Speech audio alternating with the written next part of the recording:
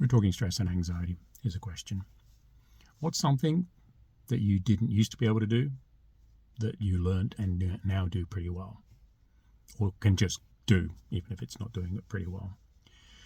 I popped up a post recently where I mentioned the idea that we're all doing the best that we can, and when we know better, we should do better.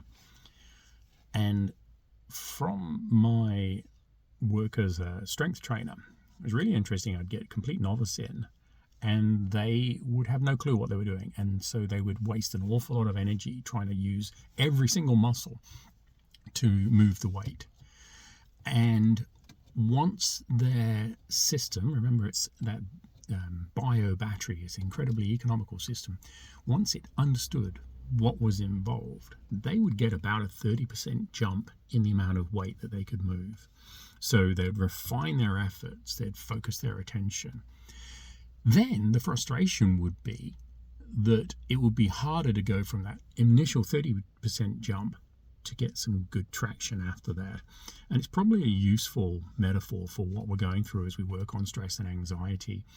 Their pattern of how I've been presenting this information is if I can just give you a slight break, a respite from the daily stress of stress and anxiety. That's awesome. If you can apply it a couple of times, that's amazing. And that could be your 30% jump, and you get better at doing that. To go beyond that is going to be incremental. It's going to mean you turning up and tuning in those muscles, training those patterns and behaviors, the thought patterns that you have, to get ongoing benefit and ultimately more and more gaps, not maps, probably got plenty of those as well, more and more gaps between the episodes.